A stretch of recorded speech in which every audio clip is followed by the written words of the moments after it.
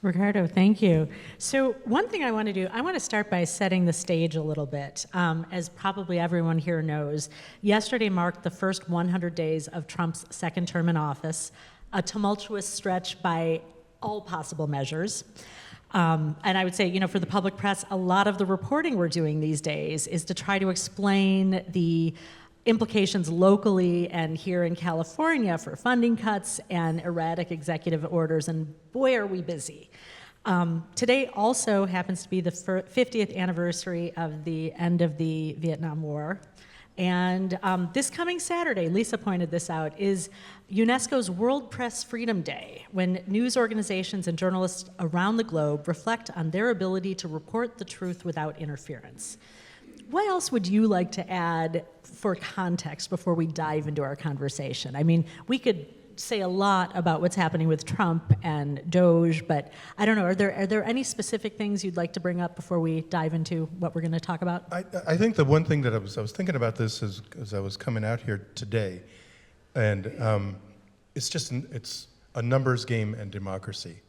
Think of these numbers: 1st, 4th, 5th, 14th, and 19th. Right? These are the amendments that right now are under serious attack. And I was talking to my boss, Paula Kerger, who's the CEO of PBS, the other day, and asking her, in her time at PBS, if she has seen a similar threat to our existence and to the existence of public media in the U.S. It happens every year. There's always a state, there's always a governor out there somewhere. There's always a legislature in an individual state that really, it doesn't want the so-called left-leaning public media in operation. But this is the first time that the threat is actually coming from the White House. Backtrack. There was a similar attempt by Richard Nixon not long after the whole CPB notion, the Corporation for Public Broadcast, started. But you know what defeated that? It was process. It was the democratic process that he was compelled to follow, which defeated that attempt back in the early 70s. And I think that if we remember those numbers of those amendments and think about how those were created and the process by which any of those can ever be dismantled from our Constitution, that is the process that I hope that we can follow, and many people are now starting to look at a way of pushing back, and it's through the other column of our government, which is the judiciary. And yesterday, the Corporation for Public Broadcast did file a lawsuit to freeze an order that had come from the White House to dismiss 3 of the 5 board members of the Corporation for Public Broadcasting. So that's now stalled. The judge has called for a full hearing. So let's see where it goes. It's the beginning of what I suspect is going to be a drawn-out process, which hopefully then involves Congress, which hopefully then leads to setting this latest threat aside. So. Thank you. I think that brought in a lot. So, we gave this discussion a title: How do we respond to attacks on public media, DEI, and democracy? And depending on how you define we, we could be you and me, it could be people in San Francisco, is it PBS, all journalists, the public press, everyone? So you might answer it differently depending on how you're going to define that. So I'll leave it up to you. When I ask you, sitting here today, how do we respond to attacks on public media, DEI, and democracy? What do you want to say? You said a little bit about those numbers, but how would you expand upon that? Well, I think if we fortify ourselves with the democratic process, I think that's the principal way that you're going to see successful pushback. And it is something that's actually mushrooming now. Harvard has done it. A number of institutions have started to look at that as being the most viable answer to a lot of these attacks, a lot of these measures that have come from, in an unprecedented rate and fashion, from the White House. And the funny thing is that the White House makes no bones about what they're attempting to do.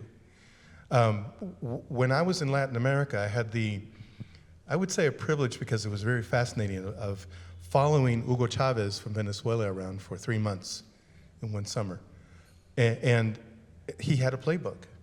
And at one point, he actually described how they were remaking the Venezuelan government, which was by attacking the National Assembly, attacking the judiciary, not just at the federal level, but at the lower local court level as well. And then finally, an important cog in that was dismantling the media, which was perceived as an enemy of his government. And he did that by attacking, in many cases, their tax status. So one thing that I think that a lot of us need to be prepared for is it's not just going to be public media. Pretty soon, if the White House is successful, you will see attacks on all nonprofits. That's frightening, Yeah. because that's a lot of organizations Because it's and the entities. 501c3 status, right? Which the Treasury now can, without any need for reason, just remove. Yes. The case in point, El Faro, which is a dynamic online, a digital investigative news site in San Salvador. Many of you know it. I think Mary Jo knows it, and others know it as well. It's a hard-hitting investigative shop in Central America. The entire team now is dispersed.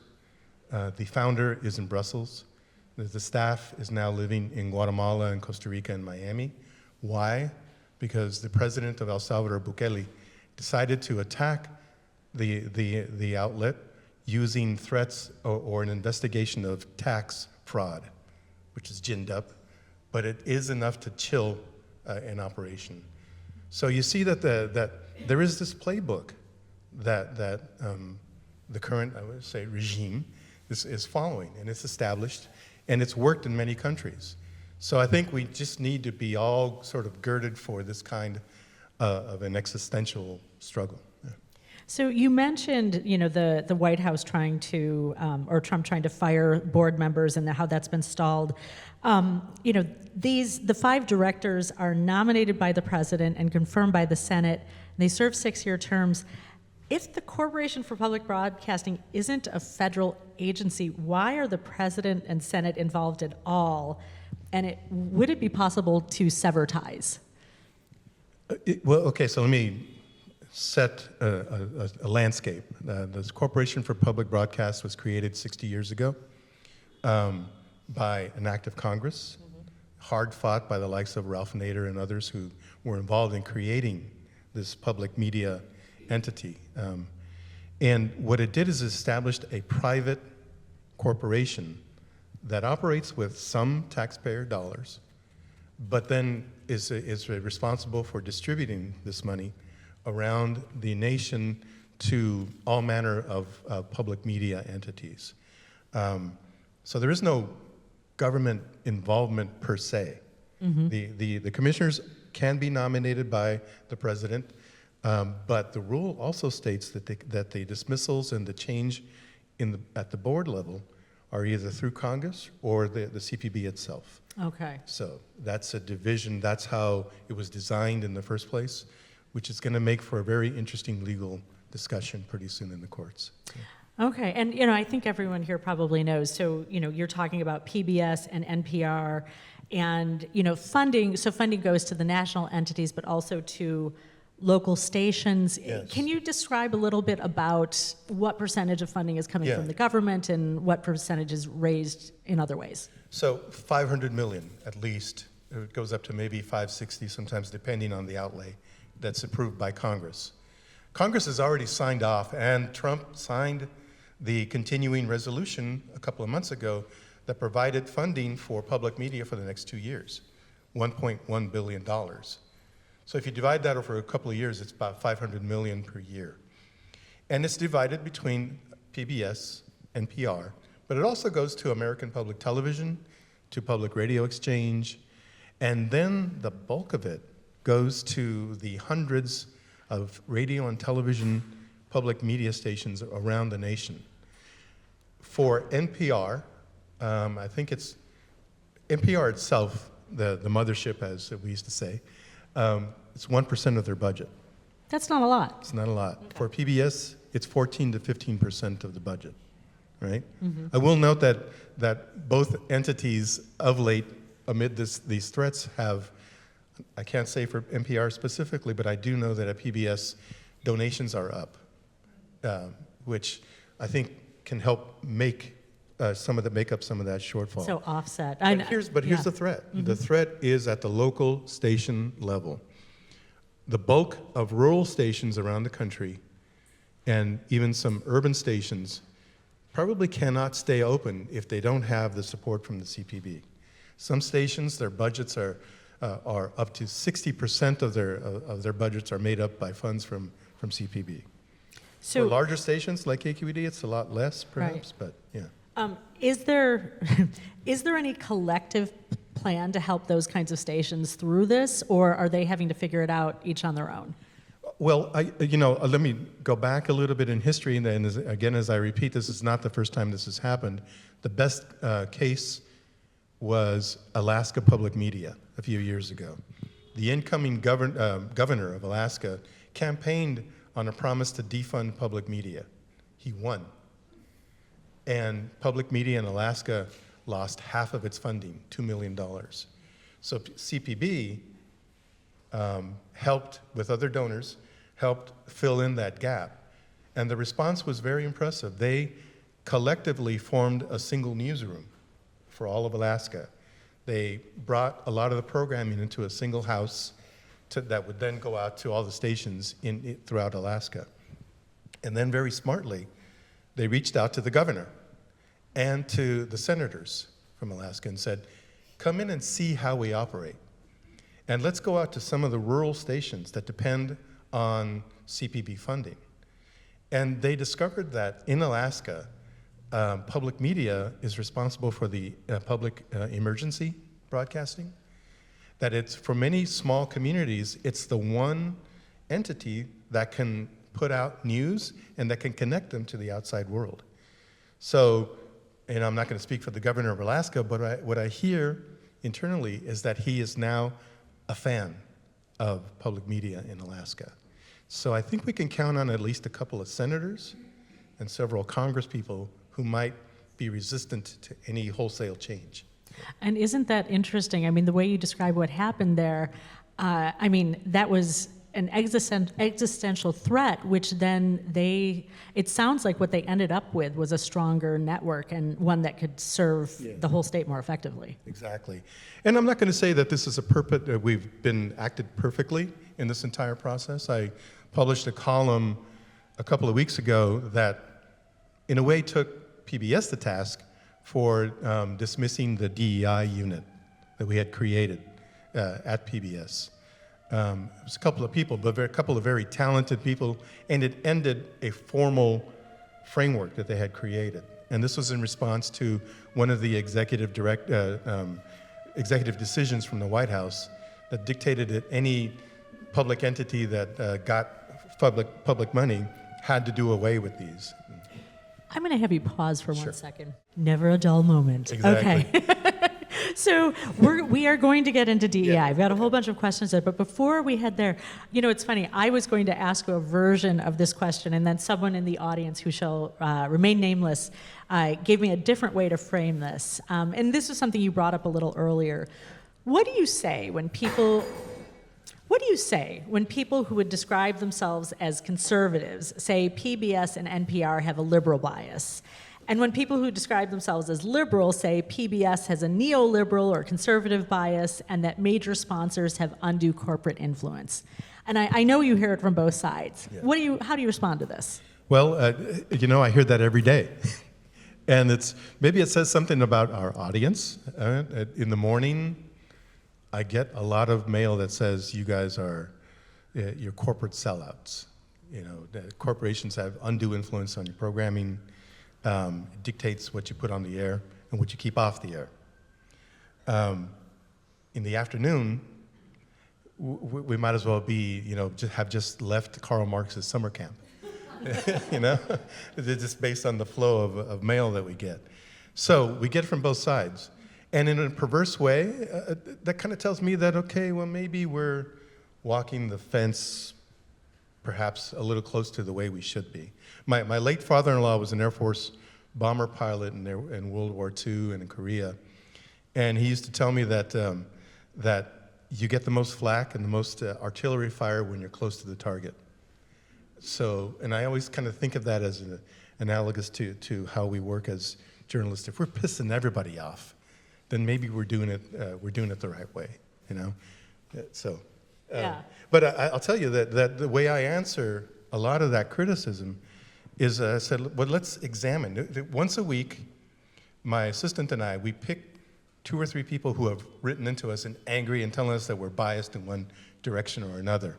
And we call them and we say, so what's the root, what's the source of your upset, right? And we explore that with them. And in most cases, we find out that it's misinformation or something that they heard wrong or saw wrong, incorrectly on the air. And we help them work through it. In many cases, we walk them back from the edge. And I'll tell you a recent example that I'm going to be writing about shortly. Getting a lot of letters of late that complaining that PBS archives are no longer linkable to trans programming, to programming about trans people and LGBTQ people in this country. That a lot of the programs that have been produced over the last couple of decades you can't link to. So I said, this is odd. I'm not sure. So my assistant and I tested the system over the last couple of days, and we've reported back to some of these people who've complained that, no, actually you still can. And we read them, and we gave them the links that work to all of these programs that have been on the air over the last couple of decades. And I'm tracing back the source of this rumor that said that we are... Yeah. Where did it come from? Well, so far as we can see, that there was a couple of online, very conservative influencers who were talking about us, having capitulated to the White House by doing this, which we are showing that it's not the case. Wow. Okay, so they created misinformation accusing you something that you hadn't done that would upset others. Yes. Okay. So, well, let's get into DEI a little more. Big picture.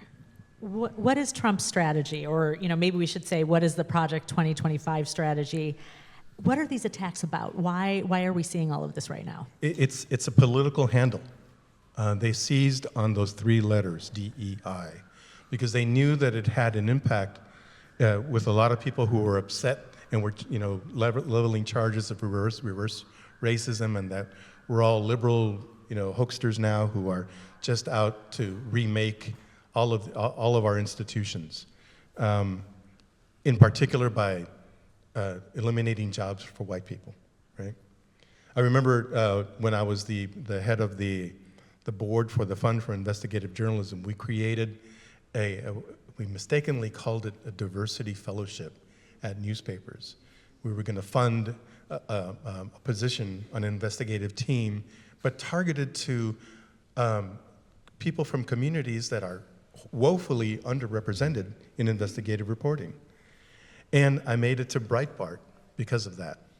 The Breitbart had a headline, "White men need not apply."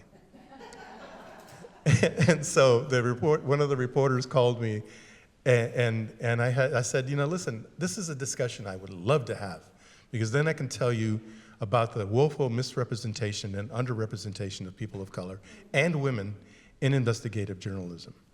And moreover, this fellowship was not designed to take anything from anybody. We were growing the pie, simply growing the pie. And so that's the kind of discussion that I think needs to take place. Unfortunately, it didn't take place at PBS well enough. So in my column, I wrote that, there's no reason why we can't continue to do this work. In fact, in many ways, it's legally required because we can't discriminate. The marketplace dictates to us that we go on this path because any good market-oriented entity will tell you that you have to go where your market is, where your audiences are. And if you're not following the diversity of your audiences, you're going to lose audience. And then you're going to sink into an abyss, which in large part major media has, I think, because in a couple of decades ago, it didn't do that work that was necessary to capture audiences in neighborhoods and in communities that perhaps were unfamiliar with us before. Okay, so so you actually wrote about a question from Pam in Cleveland, who wrote in and said she was reconsidering her support, financial and otherwise, because of PBS's recent decision to eliminate its diversity, equity, and inclusion unit and its activities. And you tried to explain that, PBS executives had consulted lawyers and determined that they needed to heed this mandate, but at the same time, you're saying PBS needs to keep diversity in mind. And so what do you see as the next phase of this work, and how do you continue doing it when at the same time you're being forced to disband a unit that happens to have this label? Well, for the simple reason that the work was begun and the work was underway before we attached those 3 letters to it. And I can't stress the importance of those 3 letters. For some reason, in conservative media, it became one of the buzzwords or buzz phrases that would crystallize support in large sectors of our country, along with affirmative action, right? DEI became one of those bogeyman words and phrases. And so I think very smartly and astutely, the White House and the folks who were leading Project 2025 at the Heritage Foundation saw that as a way to engage a swath of the American electorate and electrify it. And they came out and voted. So I think by continuing the charge is how you sustain support among a sector of the electorate that says, yeah, we can have this reverse racism stuff going on. But in reality, labor laws and our own society dictate that we have to look like America, right? The marketplace tells us that we have to look like America.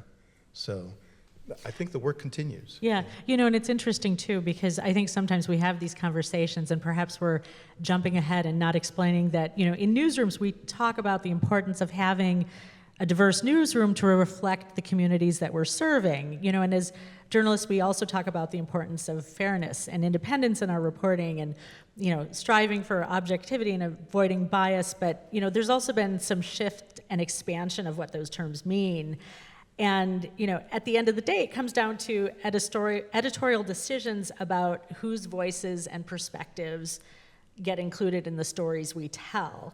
So, as journalists, how do we balance all of these factors to serve our communities effectively? Right, that's the that's the biggest question, right?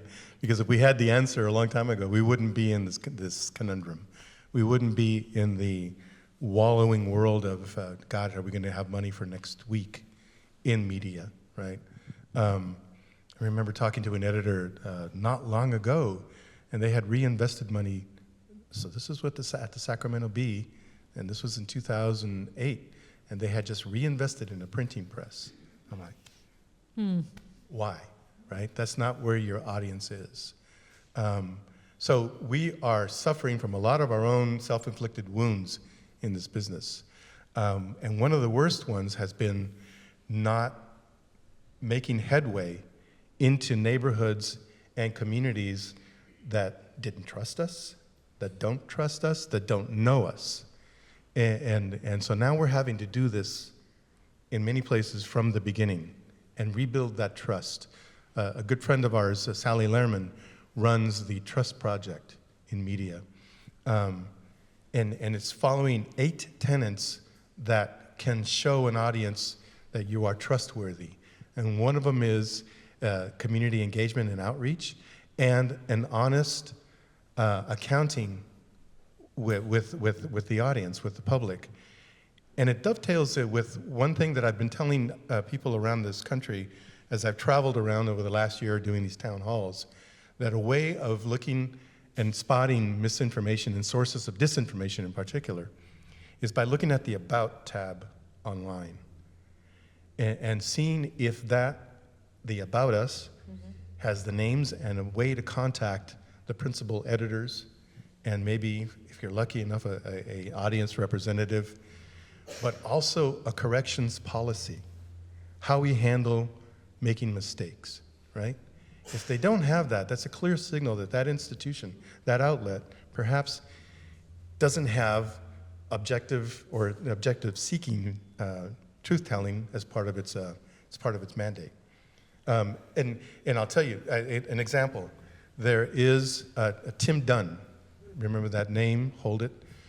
A Texas billionaire based in Midland, Texas, owns 2,000 pink slime news sites around the country, digital news sites that operate on AI-generated stories that have little or no staffs.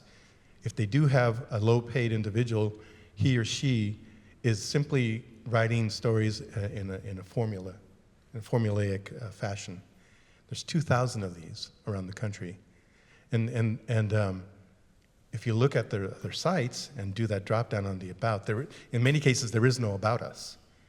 And there's just no way of reaching somebody there or complaining to or asking about that publication. So, yeah. You know, it's interesting. We've had some of our stories, I think, picked up by these sites, and what they'll do is, I think they'll have the AI change out a certain percentage of the words. Mm-hmm. So but sometimes they miss words so we'll find out that a public press story has gotten picked up, but it's almost impossible to fight against it. It's insidious. And then I'll tell you that I'm convinced. I mean, I'm not a conspiracy theorist.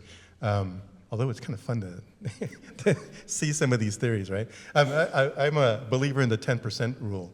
And as an investigative reporter, I used to get calls from everybody, and they would tell me about the grand conspiracy, and I would tell myself, okay, 10% of what they're telling me might be based in some weird reality, right? But it's surrounded by 90% of fluff. But I think that so it's easy to then take that 10% and create a whole reality, which I think we've seen wholesale in the last decade in particular, with the advancement of AI and deep fakes and so forth. So, yeah. Okay, so just to give everyone a landmark where we are in this conversation, I have 4 more questions, and then we're going to open it up to the audience and have some Q&A. So start thinking about your questions. Pay attention to what we're saying, but think about what you want to ask. So Ricardo, we talked about, there's sort of this backlash and, this attack on public media and DEI, and will there be a backlash to the backlash? Is that something that is certain to happen? Are you starting to see it already? Yeah, I think so. I think around the country, hey, listen, when the DEI decision was made at PBS, we got daily at least a dozen complaints coming in the traditional email box that I have. I also maintain a focus group of about 100 really dedicated audience members, and we communicate by subtext, and we have weekly conversations about things that we do at PBS, and it was across the board discussed with what happened at PBS with the DEI unit, and that's why I was compelled to try to explain it a little bit and put it into some broader context. So yeah, the backlash is there, and it will continue, I think. But the scary thing about it is that it has also, that whole movement has engendered more than just, it represents threats to us, not talking about the CPB threats or the threats to our standing as public media, but I mean individual threats. I've had to personally put a filter on my phone, so if anybody tries to call me, and family has tried to call me, and it's intercepted by an AI voice that said, "What are you calling about, and who are you?" Right? Because I've had a number of very unpleasant threats. I'm sorry, that's... Yeah.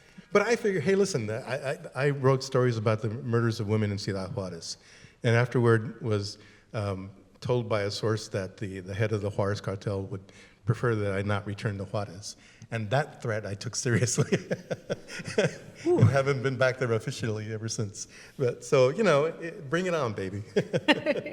So what do you think journalists generally could be doing to improve coverage of federal government attacks on diversity, equity, inclusion, and attacks on transgender people and attacks on immigrants? And I imagine we might be hearing more questions, that get into the specifics. We've been talking, a bit broadly, but what could journalists be doing to improve their coverage of these issues and of these attacks? I think one thing that primarily that you can do now is, as journalists, is go ask questions of what's happening to our data, what's happening to government information, and critical units inside of the Department of Justice, Department of Education, which is, by and large going away. They're getting rid of the civil rights units in these large agencies, which was our primary defense against discrimination, our primary defense against abuses. Before these horror stories that we've heard about people being held extrajudicially at the border by by the Customs and Border Protection and by ICE, this has been happening for some time because these agents on the border actually do have court-authorized extraordinary powers, right? To seize phones, to seize electronics, to hold people without charges for a while. So we're seeing this now flower.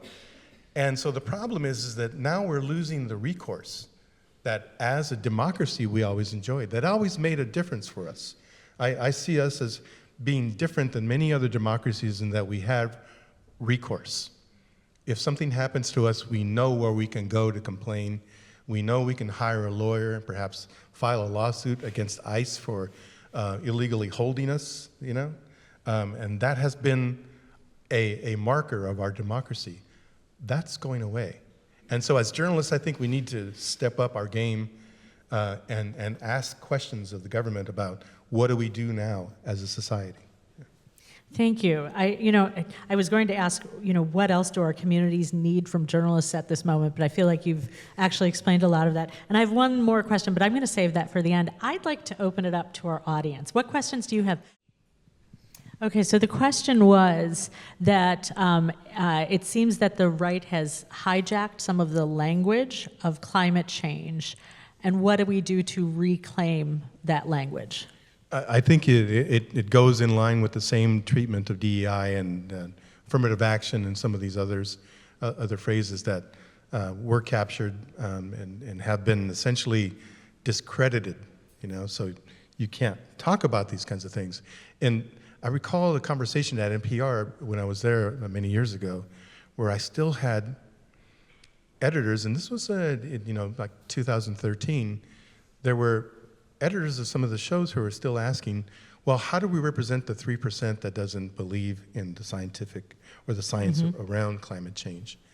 And I said, well, it's 3%, and by and large, every credible scientist will tell you that this is man-made and this is real. So in large part, you have to say, yeah, a couple of people disagree with this, but the preponderance of evidence is clear.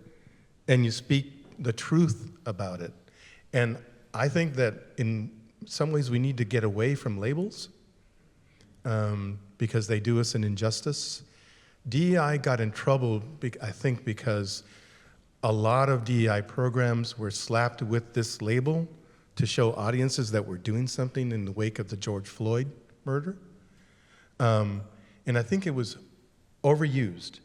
And DEI units were set up that were not properly authorized.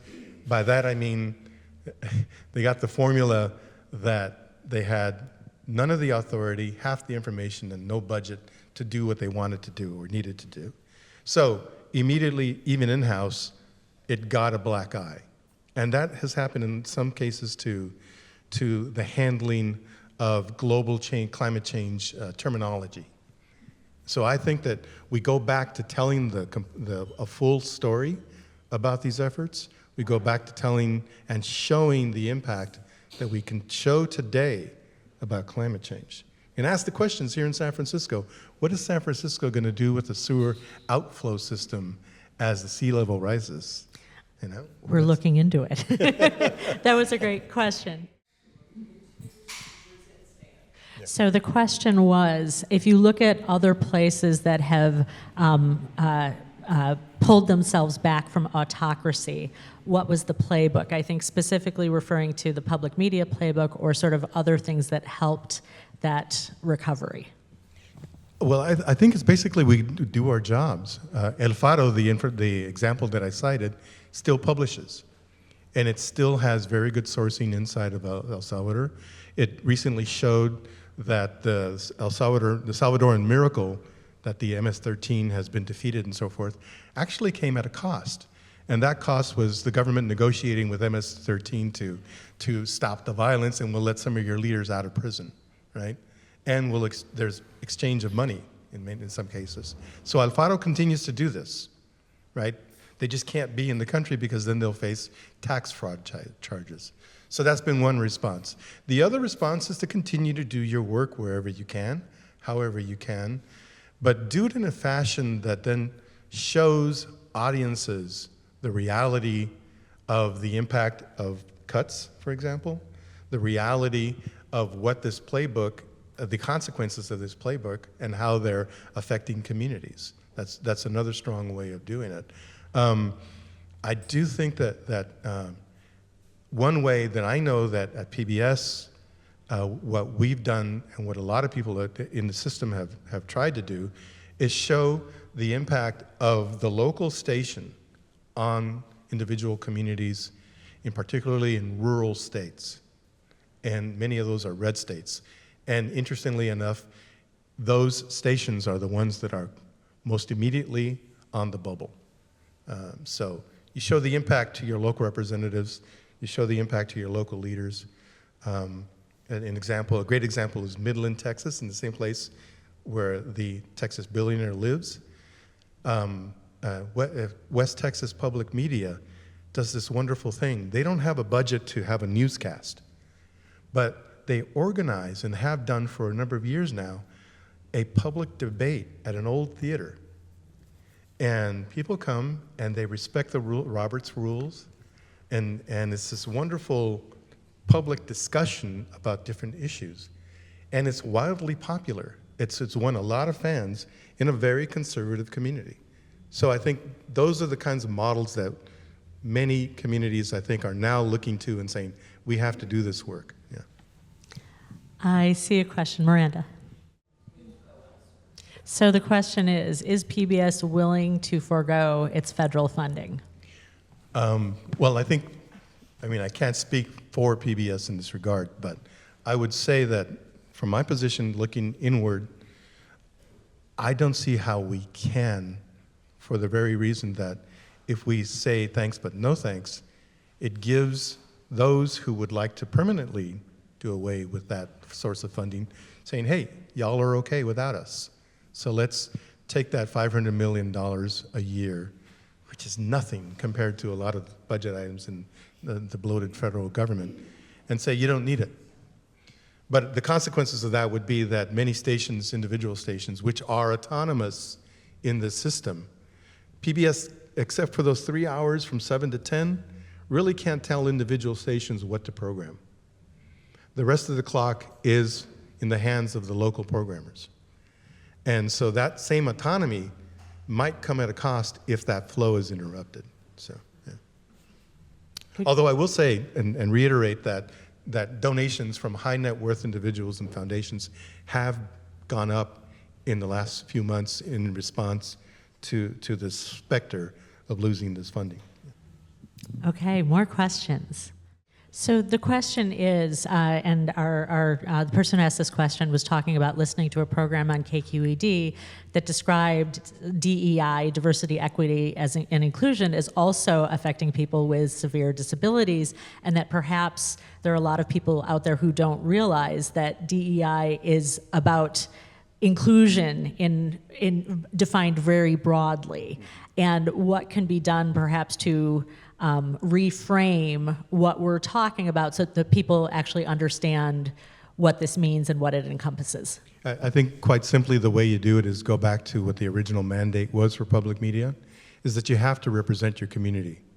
You have, listen, PBS, I defended the airing of a biography of Clarence Thomas because we were being attacked for, why are you presenting this documentary that was a glowing account of his life and his rise, right? And my answer was, well, it's the same institution that's bringing you, that brought you a frontline look at Clarence Thomas, which is really markedly different from the view that we got from this particular documentary. But the idea is that public media is a big tent. It has to represent as many sides of particular issues, the many dimensions of events around us that reflect our communities writ large, nationally or even locally, right? I can't imagine any public affairs or media organization being able to survive over the next 10 years if they do not re-examine their communities and their audiences and say, we need to look and sound like our community. And we haven't done a good job in the past. That's what necessitated this move to DEI. It was an attempt to bring everything into a rubric. But I think that work, I understand, and I have confidence in the people who are doing it. They're really good, sharp individuals who tell me that that work continues. And it has to, because it's a marketplace. How does this work get done without the people who are trying to do it getting in trouble for doing it? You know, I don't think I can't imagine, and at that point is where you would draw something in the line in the sand, a line in the sand, and say, you know, we're not going to backtrack from this program. And I think, for example, this is where things like this rumor about PBS doing away with trans programming or the links to it comes in, and how those rumors get started. You just have to continue to probe and question the local public media entities. I'm looking at your archive, and I don't see much programming on disability rights or individuals, how they cope in your community. What are you doing about that? Yeah, you exactly. ask those questions as audiences. Yeah. That was a great question. So do you have a sense or a demographic profile of the people who call in or write in and deliver their concerns to you? Well, purposely in our letters, we don't ask for race or gender or age. But by what they talk about and the subjects that they bring up, you can kind of get an idea of where they are. You know, unfortunately, the public media audience still skews largely white and older, right? This is why we're always, I always joke that, my God, we have to reach out to these people because these are our audiences, right? And it is a demographic that does skew older. And I think, like media, like most media in the US, continues to be dominated internally by white men. The statistics still show us that at least 60% of most newsrooms in the United States are dominated by, or comprised of mostly white men. So, you know, but I feel compelled not to ask those questions directly. It comes up in conversations. So I get the sense that we're still skewing older, we're still skewing white. But I do get questions, and after George Floyd, and I do get questions about DEI that showed me an impressive response by communities that are directly affected by our decisions in that regard. So what is PBS doing now to get better statistics on its current audience and its potential audience, the people it would like to try to reach that are not currently part of its audience? Sure. I think that even before the DEI unit was officially created, there were annual surveys of audiences, of content, of staffing. So all of that was going on before DEI, and I've not heard anybody say internally that they're going to discontinue those annual surveys. And I think you have to do that. I mean, any wise, even commercial outlet, it will tell you that we have to follow our audience, where our audience is. So I see that work continuing. Thank you. I see your I question. hope anyway. Thank you. I see your question here in front. Okay, I'm going to restate in the microphone. We're seeing some high-profile journalists at 60 Minutes, at the Washington Post, leaving their positions in protest, but it's not seeming to generate any change at those institutions, at least not yet. Can you talk a little bit about this?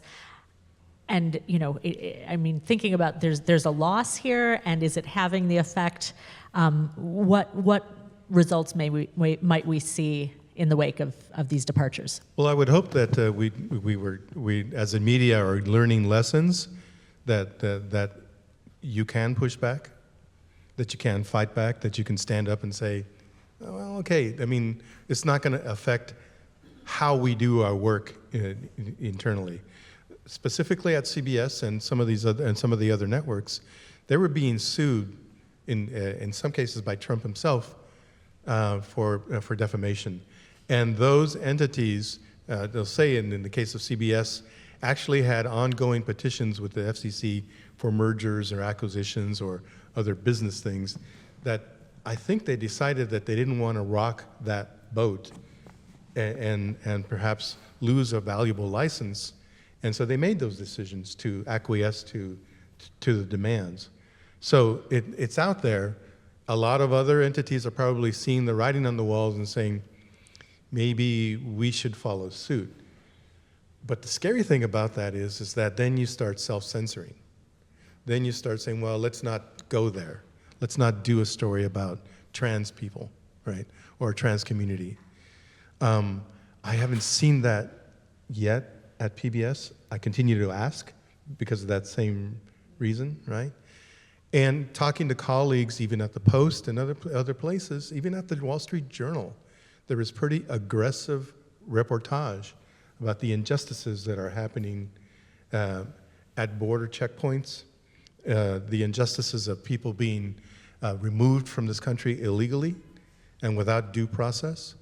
That reporting continues at a really strong pace, and I think as a media, we're holding up fairly well. We have a lot of flaws in this whole process, but I do continue to see some strong reporting about critical issues. So the question is, how would you get rid of advertisers on public media? And our person asking the question has said, could you cut them in half? Could you get rid of them entirely? Do you really need this funding source? What can we do about it? The ads are annoying. I would agree, but I don't see them going away. However, the cool thing of what happens at PBS is it has a very strong standards and practices division. And right now, the standards and practices at PBS are being rewritten. And that is the question. How strong have we been in the past policing the content of these sponsorships? Right, they're not actually ads. Okay, our questioner says they are ads. I will tell you one thing that really bugs the heck out of me, and you see these all the time on public broadcasting, is those half-hour infomercials. For me, is a source of consternation. Those, and I've written a column about this that shows how many of these are actually done and they're given to stations for free because many stations need content, especially around pledge time. So they get these half-hour TED Talk-like conversations, but from a doctor who says he's got something that's going to fix your brain problem, right? Well, go online and look at the lawsuits that have been filed against a lot of these people. You know, you'll see that for the longest time, the PBS archives and the YouTube site for PBS still had 8 documentaries done by one of the leading anti-vaccine misinformation spreaders. And after we wrote about it, those were pulled because, you know, that exists, and that is a problem in the system that I know that a number of executives are concerned about it. But again, the local stations have this autonomy, and they're being given a lot of this programming for free. So, I'm going to ask a follow-up question on that. I find that surprising. I mean, I personally know a dozen documentary filmmakers in San Francisco who, maybe for visibility, would be happy to give additional content. Why, during pledge time, are they looking for free content? Again, because they have a clock to fill. And they might not have the resources to pay a documentary filmmaker for a locally produced documentary, right? Right. Well, people do want to be paid for it. I'll tell you that PBS doesn't directly own the majority of its programming. PBS is actually a platform onto which global and national creatives can present their best programs. What PBS then does is distribute them. A lot of the programming is actually produced and funded by the local stations and consortiums of stations throughout the system. Rick Steves could not get his local PBS affiliate in Washington to carry his show when he first started. So he went around the country trying to find a PBS affiliate that would carry his travel show. Finally found a good reception with Oregon Public Broadcasting. And today, Rick Steves is a net generator of income for the entire system.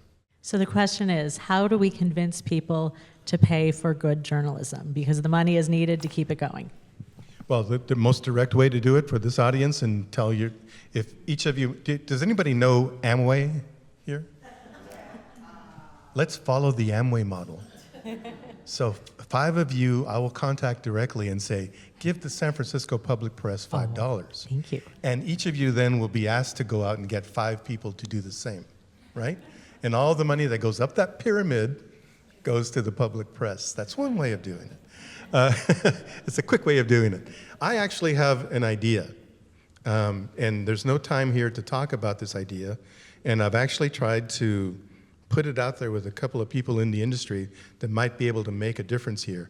I think there's an entity in our marketplace that's overlooked when we talk about funding for local media. And this is the internet service providers. The ISPs that have 300 million homes wired for the internet. And they survive on the content that is generally given to them for free, by and large, by local media outlets.